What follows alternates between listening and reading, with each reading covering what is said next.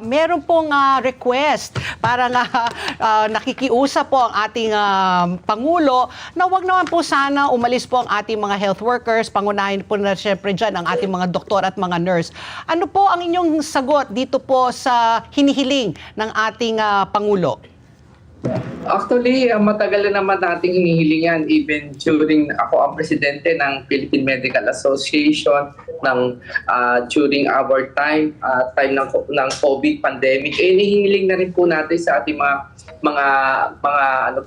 ating mga nurses, lalo na mga doktor. As of now, ako nga po ay active sa ating asosasyon ng mga health workers kasi kami sa COPA, the Council of Professional Health Associations, ay nakikisa rin sa pakikiusap sa ating mga nurses at mga doktor na magsilbi muna sa ating bayan bago sila pumunta sa ibang bansa. Kaya nga lang palagi sabi na ating mga kababayan nurse at sa ating mga hindi lang mga nurses, kasama dito yung mga medtech, radiotechnia, yung ating radtech, at saka iba-iba pang mga involved sa health. Kasi nga, ang problema natin is medyo mababa yung compensation at mga kasama sa medical field, lalo na sa mga private hospitals. At hindi nako-compensate at pagod sila, lalo sa government naman ay isa ng palaging sinisisi yung health workers pagka hindi sila ma-admit, may konting problema, ay yung hindi kaulat sa sinusweldo nila yung ginagawa nila at saka yung kanilang kind of pressure sila sa kanilang mga posisyon na ginagampanan lalo na sa government. Kaya siguro dapat natin itaas ang antas ng ating sa health workers, lalo na pag iba yun sa government, yung Magna Carta of Health Workers, hindi pa ulit na-update yan. Okay. So are you saying po, sabi mo nga, obviously, financial po yung consideration ng ating mga kababayan na ibang bansa.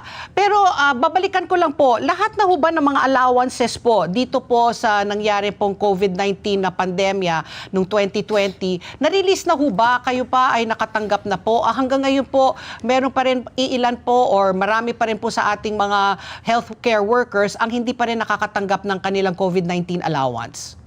Alam ko, marami pa hindi nakakatanggap. Ako sa private, hindi ako nakakatanggap kasi ang daming proseso. Hindi ba? Oo. Ako kasi sa private naman kami. Kasi dapat yung pinangangako dapat nabibigay at kung hindi pa nabigay, sana ma-receive naman ng iba.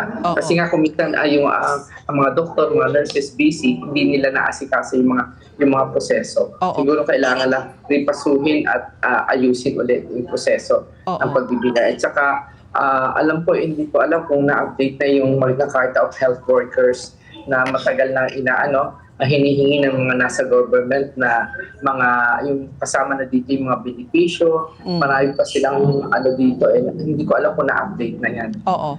Isa pa, gumagawa naman lahat ng paraan, kahit yung panahon ng pandemic at ngayon, ginagawa natin ng paraan para maibsan ang kakulangan ng mga doktor at saka mga nurses at saka ibang mga paramedical personnel, lalo na yung mga nagkukulang na rin tayo ng medtech, mga radtech, at saka importante yung mga hindi napipil yung mga nasa GIDA areas. May kompleto sila ng mga gamit, kaya nga lang walang mag-perform kasi walang doktor, walang mga health workers. And ang problema natin, dapat may isip-isipin na mga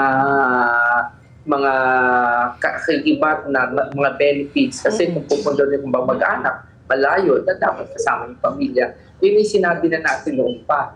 At saka, hindi na rin masyadong magiging problema kasi marami na tayong School of Medicine. Meron ng mga probinsya, may mga state university na nag-offer ng ating medical at paramedical na dapat damihan pa ng gobyerno yung mga scholars at para makadiretso sila para makatapos at sa ganon itong mga scholars na to ang magsisilbi sa ating mga government facilities para magamit natin. Hindi na magamit para sila magserbisyo sa kanila binigay na scholarship sa kanila, parang give and take na tinulungan natin sila, tapos bago lumabas sa ilang bansa ay magkaroon sila ng responsibility at volunteerism. Yan ang medyo kulang sa atin ngayong panahon ito, yung volunteerism. Kasi nga, unang-una, paano ka nga magbo-volunteer kung ikaw mismo hindi makasapat yung kinikita mo para sa pamilya mo?